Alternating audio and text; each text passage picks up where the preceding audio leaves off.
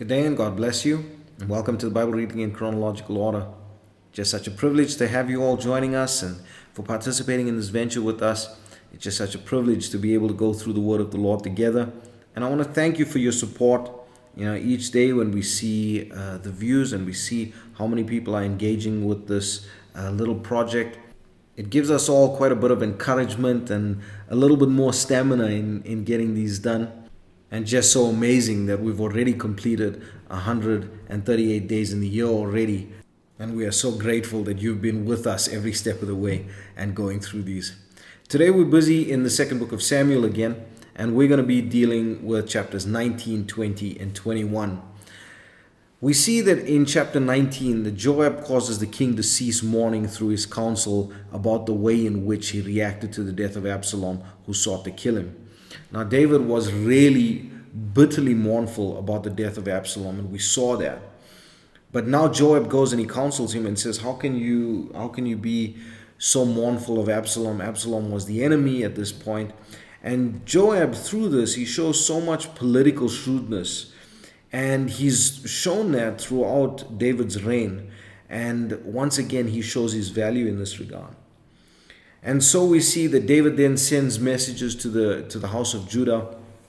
And even in that message, I just thought about one thing when it related to that message that he sent to them, that the Lord, when he spoke, he said, a prophet is not known in his own hometown. Here David sends the message to the men of Judah, and he says, I am a man of your town. Why haven't you brought me back to be king, to be ruler over Judah and over Israel? And so the men of Judah then, they engage with David and they bring him back over Jordan. And there David starts making restitution, and he gives mercy and he gives grace to many.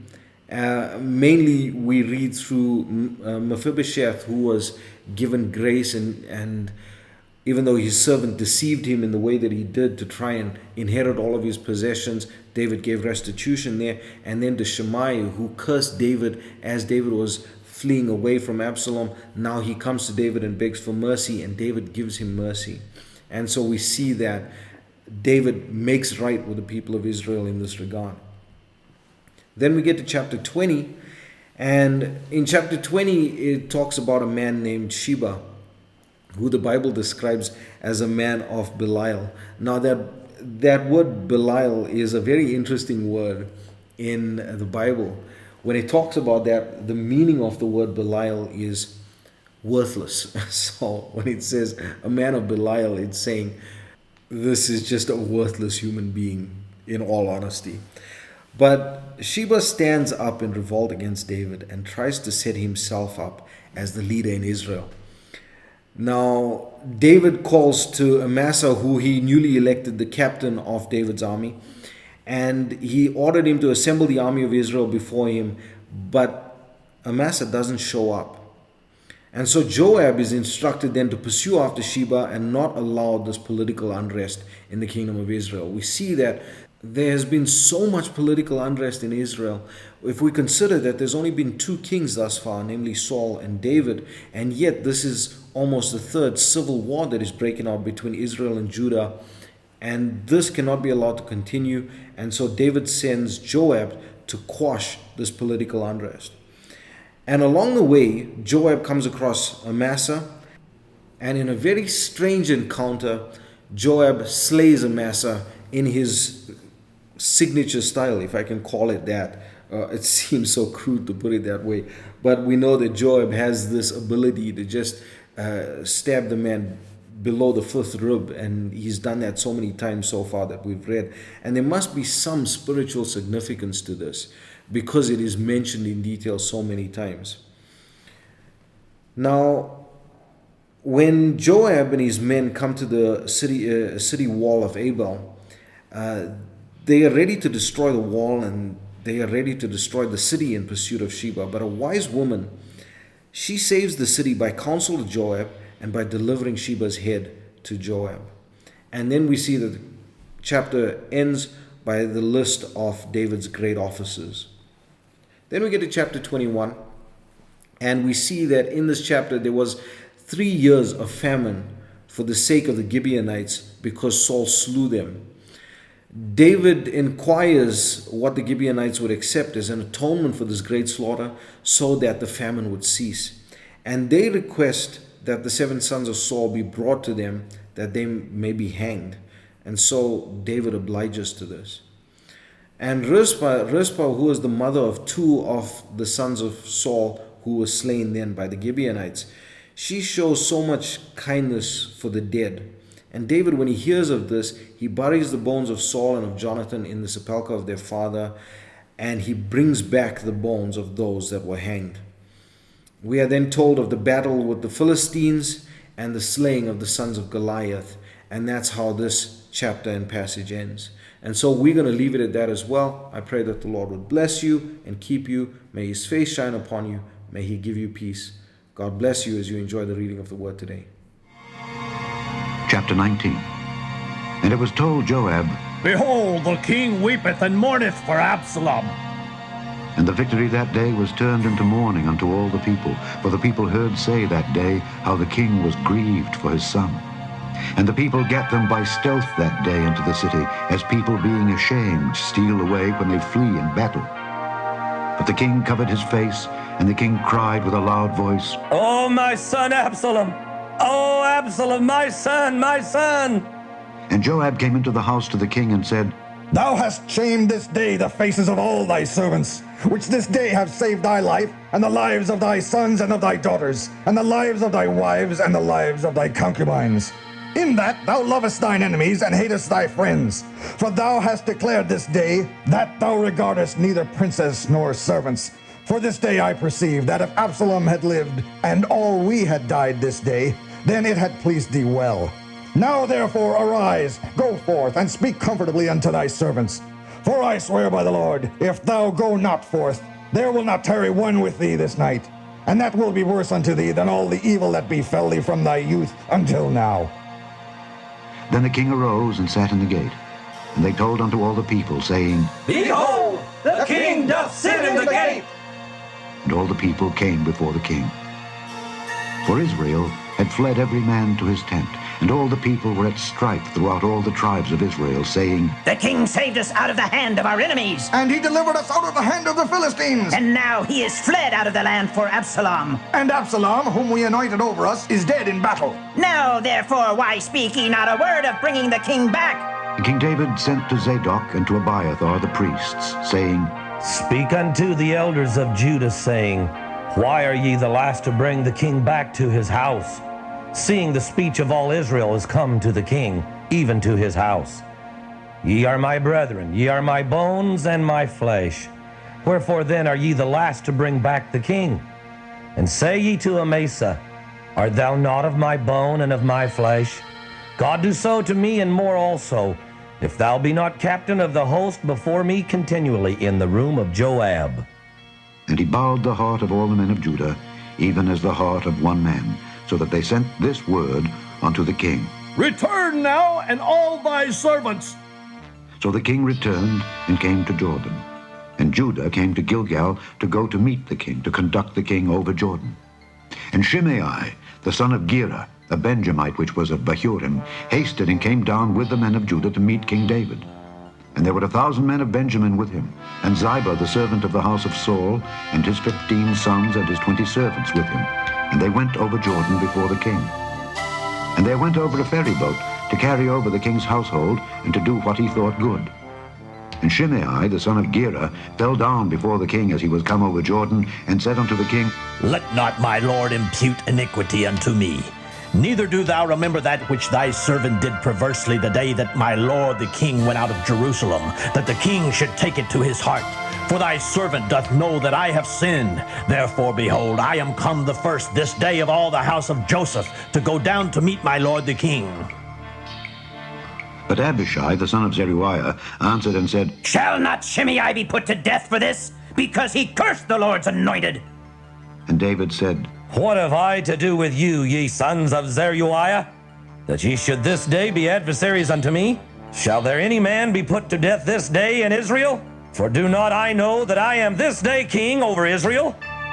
Therefore the king said unto Shimei, Thou shalt not die. and the king sware unto him.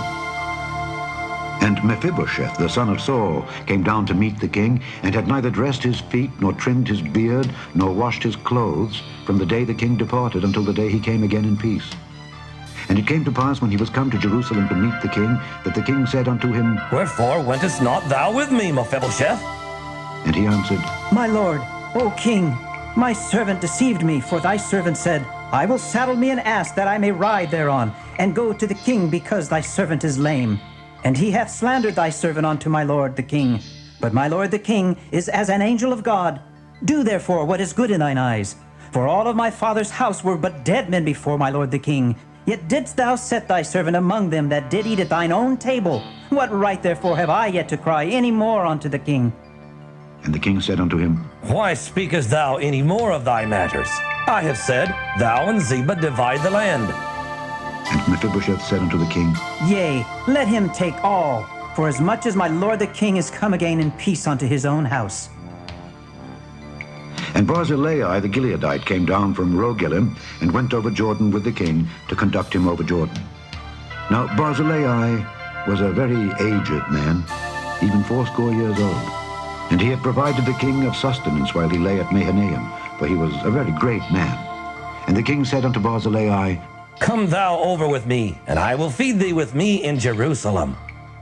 And Barzillai said unto the king, How long have I to live, that I should go up with the king unto Jerusalem? I am this day 80 years old. And can I discern between good and evil? Can thy servant taste what I eat, or what I drink? Can I hear any more the voice of singing men and singing women? Wherefore then should thy servant be yet a burden unto my lord the king? Thy servant will go a little way over Jordan with the king, and why should the king recompense me with such a reward? Let thy servant, I pray thee, turn back again, that I may die in mine own city, and be buried by the grave of my father and of my mother. But behold thy servant Chimham, let him go over with my lord the king, and do to him what shall seem good unto thee. And the king answered, Chimham shall go over with me, and I will do to him that which shall seem good unto thee, and whatsoever thou shalt require of me, that will I do for thee. And all the people went over Jordan. And when the king was come over, the king kissed Barzillai and blessed him, and he returned unto his own place. Then the king went on to Gilgal, and Chimham went on with him, and all the people of Judah conducted the king, and also half the people of Israel. And behold, all the men of Israel came to the king, and said unto the king, Why have our brethren the men of Judah stolen thee away, and have brought the king and his household, and all David's men with him over Jordan? And all the men of Judah answered the men of Israel, Because the king is near of kin to us.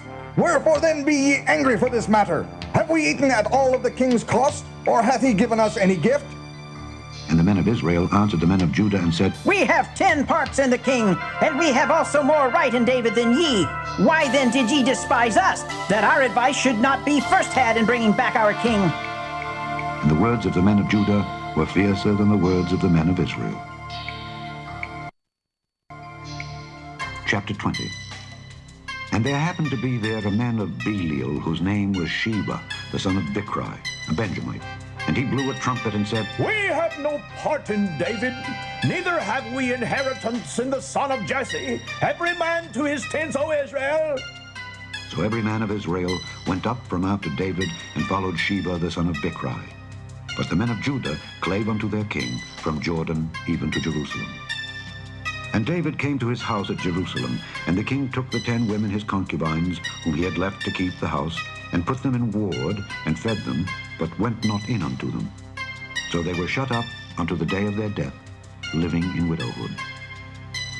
Then said the king to Amasa, Assemble me the men of Judah within 3 days, and be thou here present. So Amasa went to assemble the men of Judah, but he tarried longer than the set time which he had appointed him. And David said to Abishai, Now shall Sheba, the son of Bichri, do us more harm than did Absalom. Take thou thy Lord's servants, and pursue after him, lest he get him fenced cities, and escape us. And there went out after him Joab's men, and the Kerethites and the Pelethites, and all the mighty men. And they went out of Jerusalem to pursue after Sheba the son of Bichri. When they were at the great stone which is in Gibeon, Amasa went before them. And Joab's garment that he had put on was girded unto him, and upon it a girdle, with a sword fastened upon his loins in the sheath thereof. And as he went forth, it fell out. And Joab said to Amasa, Art thou in health, my brother? and Joab took Amasa by the beard with the right hand to kiss him. But Amasa took no heed to the sword that was in Joab's hand. So he smote him therewith in the 5th rib, and shed out his bowels to the ground, and struck him not again, and he died. So Joab and Abishai his brother pursued after Sheba the son of Bichri. And one of Joab's men stood by him and said, He that favoreth Joab, and he that is for David, let him go after Joab. And Amasa wallowed in blood in the midst of the highway. And when the man saw that all the people stood still, he removed Amasa out of the highway into the field, and cast a cloth upon him when he saw that everyone that came by him stood still. When he was removed out of the highway, all the people went on after Joab to pursue after Sheba the son of Bichri. And he went through all the tribes of Israel unto Abel and to Bethmaachah and all the Beerites, and they were gathered together and went also after him. And they came and besieged him in Abel of Bethmaachah, and they cast up a bank against the city, and it stood in the trench, and all the people that were with Joab battered the wall to throw it down. Then cried a wise woman out of the city, Hear, hear, say I pray you unto Joab, Come near hither, that I may speak with thee. And when he was come near unto her, the woman said, Art thou Joab? And he answered, I am he. Then she said unto him, Hear the words of thine handmaid. and he answered, I do hear. Then she spake, saying, They were wont to speak in old time, saying, They shall surely ask counsel at Abel. And so they ended the matter. I am one of them that are peaceable and faithful in Israel. Thou seekest to destroy a city and a mother in Israel. Why wilt thou swallow up the inheritance of the Lord? And Joab answered and said, Far be it from me that I should swallow up or destroy. The matter is not so, but a man of Mount Ephraim, Sheba the son of Bichri by name, hath lifted up his hand against the king, even against David. Deliver him only, and I will depart from the city. And the woman said unto Joab, Behold, his head shall be thrown to thee over the wall. Then the woman went unto all the people in her wisdom, and they cut off the head of Sheba the son of Bichri, and cast it out to Joab. And he blew a trumpet, and they retired from the city, every man to his tent. And Joab returned to Jerusalem unto the king. Now Joab was over all the host of Israel. And Benaiah the son of Jehoiada was over the Kerethites and over the Pelethites. And Adoram was over the tribute. And Jehoshaphat the son of Ahilud was recorder. And Sheva was scribe. And Zadok and Abiathar were the priests. And Ira also, the Jairite, was a chief ruler about David. Chapter 21. Then there was a famine in the days of David 3 years, year after year. And David inquired of the Lord.